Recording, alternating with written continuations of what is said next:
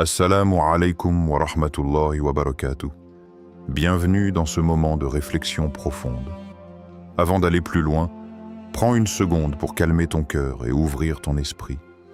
Car ce que tu vas entendre aujourd'hui n'est peut-être pas un simple message, mais un rappel qu'Allah place sur ton chemin au moment exact où tu en as besoin. Respire et laisse ton âme écouter. Quand un cœur pense à quelqu'un sans raison, il y a des instants étranges dans la vie, des moments où tout semble normal, stable, silencieux, et pourtant, à l'intérieur de toi, quelque chose se déclenche sans prévenir.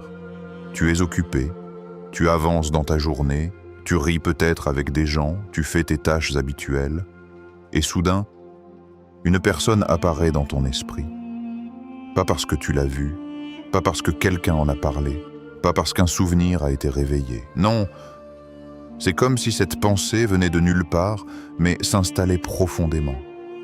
Et ce qui est encore plus troublant, c'est qu'elle ne part pas facilement. Tu essaies de l'ignorer. Tu te concentres sur autre chose. Tu veux revenir à ta réalité. Mais ton cœur, lui, reste accroché à ce moment invisible. Et à ce moment précis, une question commence à grandir en toi. Pourquoi cette personne maintenant? Pourquoi elle? Pourquoi lui? Alors que tout semblait terminé, ou simplement loin derrière. Mais dans le silence de ces pensées, il y a une vérité que beaucoup oublient. Dans la vision du croyant, rien n'est vide de sens. Même ce que tu appelles simple pensée peut être chargé de signification spirituelle. Allah dit « Et votre Seigneur ne néglige rien » Coran 19, 64. Rien n'est laissé au hasard dans le cœur d'un être humain. Ni les rencontres, ni les séparations, ni même ces pensées qui reviennent sans explication. Parfois, ce que tu ressens n'est pas là pour te pousser vers une personne, mais pour te pousser vers une compréhension plus profonde de toi-même. Est-ce un rappel? Est-ce un test de ton attachement? Ou est-ce un signe subtil qui t'invite à regarder ce que tu refuses encore d'affronter? Parce que certaines pensées ne viennent pas pour être suivies, elles viennent pour être comprises. Et dans ce moment de confusion intérieure, une autre voix se lève doucement en toi. Une voix qui ne crie pas, mais qui questionne. Est-ce vraiment ton cœur qui parle? Ou est-ce qu'Allah est en train de t'orienter vers quelque chose que tu n'as pas encore accepté de voir? Le lien que tu n'arrives pas à oublier. Il existe des liens qui ne disparaissent pas avec le temps. Même lorsque les conversations s'arrêtent, même lorsque les chemins se séparent, même lorsque tout semble terminé extérieurement. À l'intérieur de toi, quelque chose continue d'exister. Tu fais semblant d'avancer. Tu reprends ta vie, tu t'occupes, tu rencontres d'autres personnes, tu essaies de remplir les silences. Mais parfois, au moment le plus inattendu, un détail, une odeur, une musique, un endroit, et tout revient. Pas la personne seulement, mais le sentiment. Et tu te retrouves face à toi-même, encore une fois, avec cette même question silencieuse. Pourquoi je n'arrive pas à oublier? Mais ce que tu appelles incapacité à oublier n'est pas toujours ce que tu crois. Parfois, ce n'est pas un signe de destin, mais un signe de purification intérieure. Parce que le cœur humain ne se libère pas toujours par la logique, il se libère par le processus. Et ce processus peut être long, inconfortable, parfois même incompréhensible. Tu crois que tu es bloqué sur une personne, mais en réalité, ton âme est en train d'être détachée de quelque chose que tu ne vois pas encore clairement. Allah rappelle dans son livre « Il se peut que vous détestiez une chose alors qu'elle est un bien pour vous » Coran 2:116. Ce verset ne parle pas seulement des situations évidentes, il parle aussi de ces attachements invisibles que le cœur refuse de lâcher. Ce que tu n'arrives pas à comprendre aujourd'hui n'est peut-être pas une perte, mais une protection déguisée.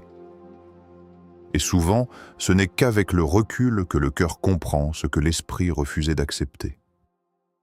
Car il y a des liens qui ne sont pas faits pour te ramener vers quelqu'un, mais pour te ramener vers une version plus consciente de toi-même. Une version qui apprend à distinguer l'amour, de l'attachement, le besoin, de la dépendance. Et dans ce silence intérieur où tout semble confus, une question commence à résonner doucement, presque comme une vérité que tu n'oses pas encore regarder en face. Et si ce lien que tu portes encore en toi n'avait jamais été destiné à te briser, mais à te transformer de l'intérieur, quand Allah teste ton attachement, il y a des moments dans la vie où tu crois comprendre ce que tu ressens. Tu crois que c'est de l'amour. Tu crois que c'est le destin. Tu crois que c'est quelque chose que tu dois préserver à tout prix. Mais parfois, ce que tu appelles amour est en réalité un test silencieux. Un test que tu ne reconnais pas immédiatement. Parce qu'il est enveloppé dans des émotions profondes, sincères, presque irrésistibles.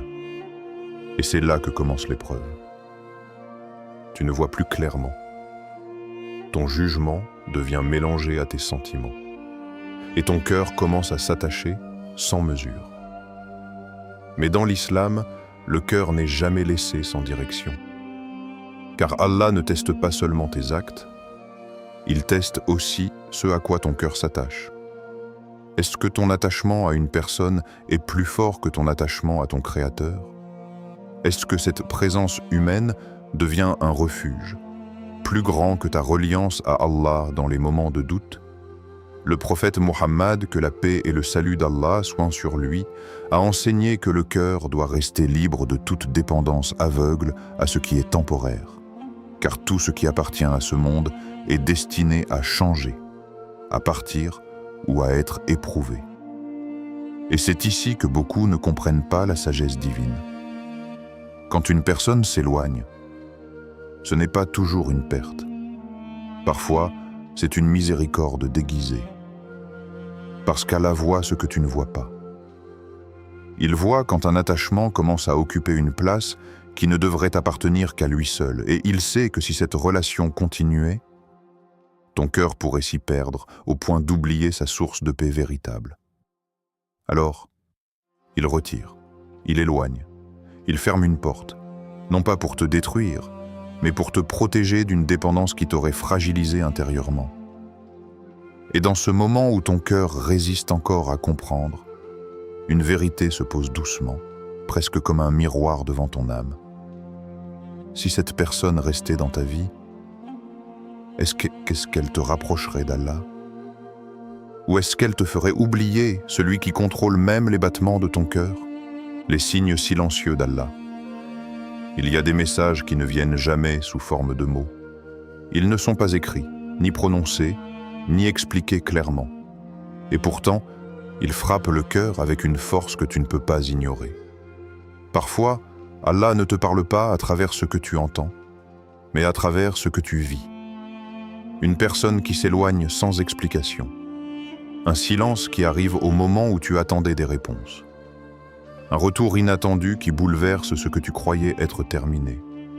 Ou encore, ce mélange étrange de paix et de confusion que tu n'arrives pas à expliquer. Et dans ces instants, ton esprit cherche des raisons logiques. Tu veux comprendre, tu veux analyser, tu veux absolument donner un sens humain à ce qui dépasse la logique humaine. Mais la vérité, c'est que certains messages ne sont pas faits pour être compris uniquement avec la aql, raison. Ils sont faits pour être ressentis avec le cœur. Allah dit « Nous leur montrerons nos signes dans l'univers et en eux-mêmes » Coran 40 et 1,53. Les signes d'Allah ne sont pas toujours visibles comme un événement spectaculaire. Parfois, ils sont subtils, presque imperceptibles, mais profondément transformateurs. Un changement d'émotion soudain, un détachement progressif, une paix inexplicable après une douleur, ou au contraire, une agitation intérieure face à quelque chose que tu pensais désirer. Et souvent, ce qui est silencieux est ce qui a le plus de poids. Mais le problème, c'est que tu cherches des réponses dans le bruit, alors qu'Allah te parle dans le silence. Tu attends une confirmation claire, alors que les signes sont déjà autour de toi, dans tes réactions, dans tes ressentis, dans les portes qui s'ouvrent et celles qui se ferment sans raison apparente. Et si ce que tu vis en ce moment n'était pas un hasard émotionnel, mais une direction divine que tu n'as pas encore appris à lire? Parce que parfois, Allah ne te donne pas une explication immédiate. Il te donne une expérience, et cette expérience devient un message pour ton âme. Alors tu continues à chercher des réponses à l'extérieur, mais la vraie question commence à naître à l'intérieur de toi. Et si ce que tu vis actuellement n'était pas quelque chose à fuir ou à ignorer, mais un signe qu'Allah place devant toi, en silence, pour tester si ton cœur est capable de le reconnaître, si c'est vraiment écrit pour toi, il reviendra de la bonne manière. Il existe une vérité que le cœur humain accepte difficilement, parce qu'elle demande du lâcher-prise. Elle demande de la confiance. Elle demande de croire sans contrôler. Si quelque chose est réellement écrit pour toi, alors aucun éloignement ne pourra l'effacer complètement. Mais cela ne veut pas dire que tout ce qui revient est destiné à rester. Et cela ne veut pas dire que tout ce qui manque doit revenir.